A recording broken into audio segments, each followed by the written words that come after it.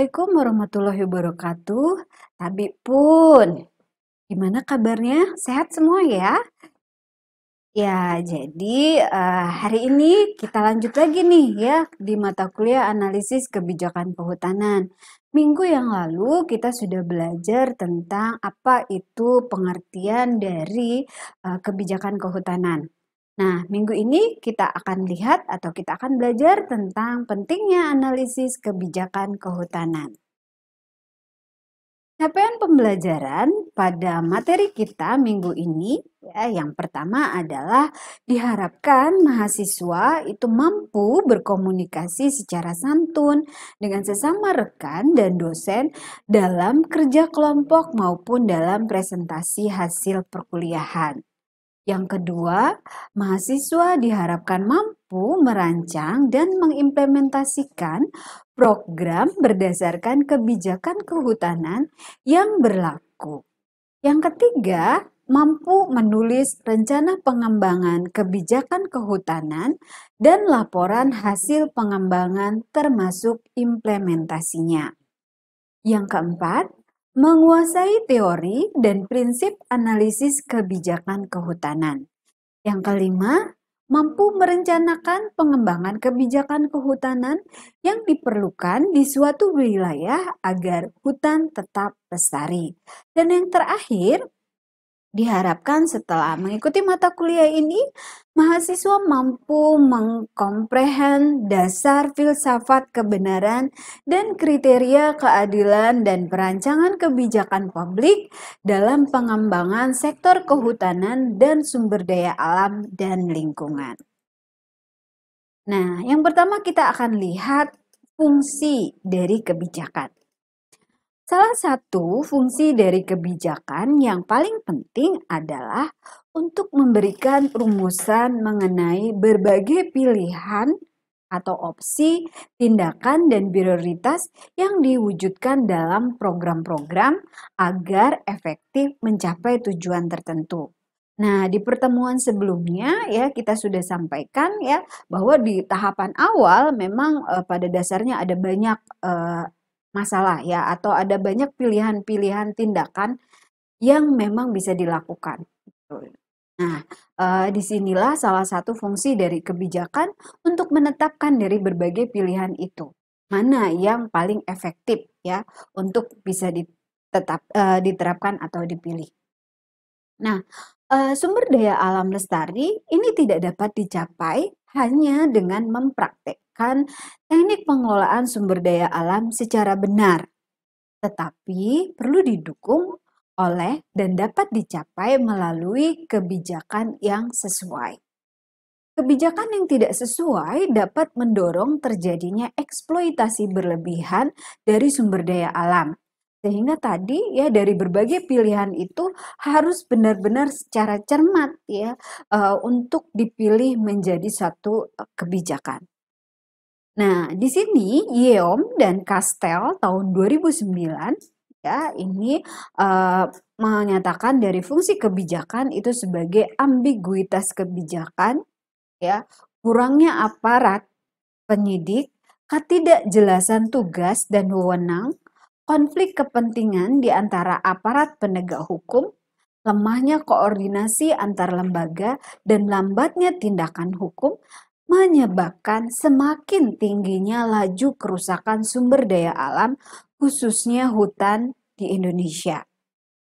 Nah, dengan demikian, jelas bahwa kebijakan yang salah atau tidak sesuai merupakan salah satu faktor penting yang menyebabkan degradasi sumber daya alam. Ya, jadi memang harus perlu sekali ketelitian ya di dalam penetapan dari kebijakan kehutanan ini. Pemahaman terhadap falsafah dan materi kebijakan sangat diperlukan sebagai acuan untuk mengevaluasi penyebab kegagalan kebijakan dalam pengelolaan sumber daya alam dan bagaimana merumuskan strategi pemecahan dari masalah tersebut secara tepat. Kebijakan negara dibuat dan ditegakkan oleh pemerintah. Dalam hal pembuatan undang-undang, kewenangan berada di tangan lembaga legislatif yang dalam konteks Indonesia ada di Dewan Perwakilan Rakyat atau yang biasa disebut dengan DPR. Dalam lingkup yang lebih kecil, kebijakan dapat dibuat oleh sektor swasta atau perusahaan, entitas tertentu, kelompok masyarakat, atau rumah tangga. Nah, tentunya lingkup kebijakan yang kecil ini ya juga diterapkan dalam cakupan atau lingkup yang kecil juga. Gitu. Jadi kalau misalnya ini ditetapkan oleh sebuah perusahaan, nah tentunya kebijakan ini juga hanya berlaku bagi perusahaan tersebut gitu ya. Beda dengan kalau misalnya kebijakan itu ditetapkan oleh pemerintah gitu. Kalau ditetapkan oleh pemerintah, maka dia harus berlaku secara luas. Nah, kebijakan dibuat dan diimplementasikan pada beberapa tingkatan, dari tingkat lokal sampai global, yang meliputi negara, masyarakat, perusahaan, maupun rumah tangga. Berangkat dari permasalahan tersebut, maka penting untuk dilakukan proses analisis kebijakan. William Endun tahun 2004 menjelaskan bahwa analisis kebijakan publik adalah sebuah disiplin ilmu sosial terapan yang menggunakan berbagai macam metode untuk meneliti dan berargumen, untuk memproduksi dan mentransformasi informasi yang relevan dengan kebijakan yang dapat dipergunakan di dalam tatanan politik untuk mengatasi masalah kebijakan.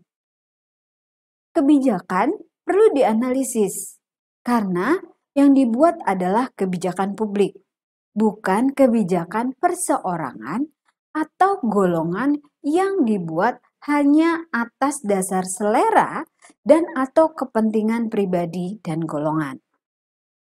Perhatikan selalu sekuensi perumusan kebijakan sebagai bagian inti dari good governance dan good government, yaitu agenda kebijakan, analisis kebijakan, dan keputusan kebijakan. Ini menjadi penting karena ada pepatah, membuat kebijakan tanpa analisis adalah pekerjaan dukun dan bukan profesional kebijakan publik gitu. Kenapa dikatakan dukun? Ya, karena ini dianggap hanya menerka-nerka gitu. Padahal harusnya sebuah kebijakan itu merupakan produk yang dihasilkan dari sebuah analisis yang komprehensif gitu. Jadi jelas dasarnya mengapa suatu keputusan kebijakan itu dipilih atau ditetapkan gitu. Jadi bukan tiba-tiba gitu tanpa ada dasar yang jelas. Nah, di sini ya dari arti penting analisis kebijakan kita bisa lihat di sini ada 3 komponen. Yang pertama adalah jaminan kualitas kebijakan, jaminan kebijakan pembuat kebijakan, jaminan akuntabilitas kebijakan. Ya, jadi artinya sebuah kebijakan yang dihasilkan ya harus terjamin kualitasnya. Ya, baik itu kualitas dari produk kebijakan yang dihasilkan, kualitas dari pembuat kebijakan, artinya si pembuat kebijakan ini memang adalah pihak-pihak atau orang-orang yang kompeten dengan kebijakan yang akan dibuat. Gitu. Jadi merupakan orang-orang yang ahli, yang berpengalaman, yang berkaitan dengan kebijakan yang akan dirumuskan. Selain itu, di sini ada akuntabilitas dari kebijakan.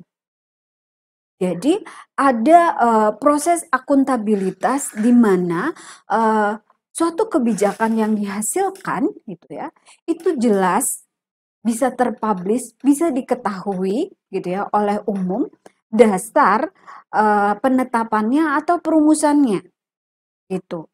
Jadi alasan dari berbagai pilihan yang mungkin ada, mengapa yang dipilih adalah kebijakan tersebut, nah itu harus dapat terjamin akuntabilitasnya gitu. Jadi bisa dipertanggungjawabkan secara umum. Orang bisa tahu kenapa sebuah kebijakan itu muncul gitu. Ya, jadi bukan secara tiba-tiba tanpa ada dasar yang jelas dan tidak diketahui oleh umum dasarnya apa. Nah, di sini pada jaminan kualitas kebijakan yang pertama adalah untuk memastikan keputusan dan rumusan kebijakan menjadi berkualitas. Yang kedua, analisis kebijakan menjamin akuntabilitas dari kebijakan publik. Dan yang ketiga, menjadi bumper atau tameng bagi pembuat kebijakan. Artinya, kenapa kok si pembuat kebijakan ini harus menjadi bumper atau menjadi tameng ya, gitu kan? Berat sekali gitu si pembuat kebijakan. Artinya di sini, ketika ada pihak-pihak yang mempertanyakan mengapa atau apa dasarnya kebijakan ini dibuat, maka seorang pembuat kebijakan gitu ya harus bisa menjelaskan dasar atau alasan analisis yang telah dilakukan sehingga lahir kebijakan tersebut gitu. Jadi kenapa ini dikatakan bumper atau ini dikatakan tameng gitu ya? Karena jelas dasarnya gitu. Jadi jika kebijakan itu memang sudah dibuat berdasarkan analisis yang terjamin akuntabilitasnya gitu. Jadi akan aman bagi si pembuat kebijakan gitu. Tidak akan menjadi masalah walaupun dia jadi bumper ataupun jadi tameng gitu karena dasarnya jelas. Nah, kita lihat di sini ya siklus kebijakan terbagi menjadi dua, proses dan akibat. Nah, yang menjadi bagian dari proses di sini ada formasi kebijakan, agenda kebijakan, dan formulasi kebijakan. Nah, kemudian di bagian yang kedua itu ada adopsi kebijakan, implementasi, dan evaluasi. Jadi di bagian proses ini mulai dari formasi, mulai dari identifikasi dari berbagai pilihan yang mungkin ada, kemudian ditetapkan menjadi sebuah agenda sampai dia menjadi sebuah formulasi. Ini adalah bagian dari prosesnya. Nah, kita lihat di sini siklus kebijakan secara garis besar dapat dikelompokkan menjadi dua kategori tadi. Proses dari pembuatan kebijakan dan akibatnya. Nah, proses kebijakan ini adalah tahapan-tahapan penyusunan kebijakan sebelum kebijakan itu ditetapkan. Ya, nah di sini analisis kebijakan yang mendalami aspek-aspek yang berkaitan dengan dinamika proses sebelum suatu kebijakan ditetapkan disebut dengan analisis berdasarkan proses atau analisis kebijakan ex ante. Sedangkan proses sesudah suatu kebijakan ditetapkan disebut dengan analisis berdasarkan akibat atau analisis kebijakan ex ante. Ya. Nah, sedangkan untuk proses ya di sini ex ante, formulasi kebijakan atau policy formulation adalah tahapan awal dalam proses pembuatan kebijakan. Pada tahap inilah biasanya para pihak melakukan konsolidasi berdasarkan kesamaan kepentingan sehingga terbentuk kelompok-kelompok kepentingan atau interest group. Setiap kelompok akan berusaha untuk menyuarakan kepentingannya agar didengar dan diperhatikan oleh pembuat kebijakan atau policy makers agar dapat dimasukkan menjadi agenda kebijakan. Jadi di sini ada berbagai pilihan, ada berbagai pihak di formulasi kebijakan ini. Nah, kemudian di tahapan agenda kebijakan, ya, di sini adalah tahapan di mana usulan kebijakan diagendakan. Ya, jadi dari hasil proses tadi gitu, yang mana yang dipilih inilah kemudian menjadi usulan kebijakan yang diagendakan oleh lembaga pembuat kebijakan untuk selanjutnya dibahas dalam proses perumusan kebijakan atau proses legislasi. Formulasi kebijakan di sini adalah tahapan dalam proses pembuatan kebijakan untuk merumuskan materi kebijakan yang menghasilkan rancangan kebijakan. Jika disetujui oleh para pembuat kebijakan, maka rancangan kebijakan akan ditetapkan menjadi kebijakan. Jadi dari formulasi inilah jika disetujui maka ini akan lanjut atau lahir menjadi sebuah kebijakan. Nah, setelah kebijakan itu dihasilkan ya dari formulasi tadi ya, maka ada proses adopsi ya, di mana ini adalah tahapan suatu rancangan kebijakan diterima atau diterapkan secara resmi sebagai kebijakan yang akan diimplementasikan. Implementasi kebijakan adalah tahapan saat suatu kebijakan yang telah ditetapkan atau diadopsi atau telah diterima ini mulai diberlakukan atau dilaksanakan. Nah, setelah itu dia akan masuk ke tahap evaluasi. Jadi setelah kebijakan itu diimplementasikan atau dilaksanakan, maka perlu dilakukan evaluasi. Gitu, di mana pada tahapan ini ya suatu kebijakan itu dievaluasi kesesuaiannya. Baik kesesuaian substansi atau materi, hierarkinya, maupun kesesuaian capaian atau aspek pelaksanaannya.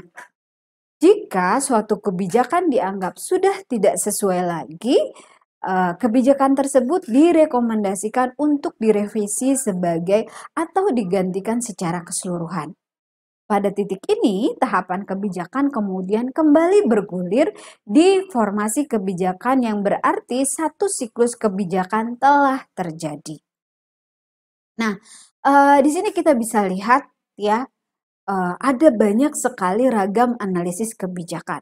Ya, bahkan dari jenis-jenis atau ragam analisis kebijakan yang ditampilkan di sini ya, masih ada banyak lagi ya kalau kita baca sumber-sumber buku yang lainnya gitu ya.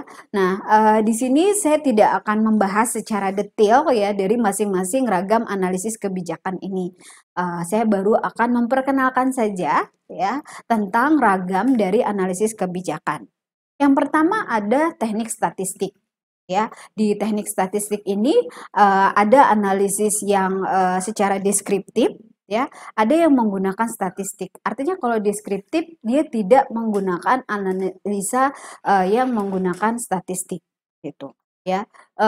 Kemudian ada peramalan, ya. Nah, di sini, ya, pada peramalan ini, gitu. Dia tidak bisa juga menggunakan analisis statistik ya, bisa juga menggunakan analisis statistik, tapi bisa juga menggunakan penilaian dari para ahli. Kemudian ada benchmarking, ada cost benefit analysis, game teori, analisis jaringan, white paper, dan analisis kebijakan andal.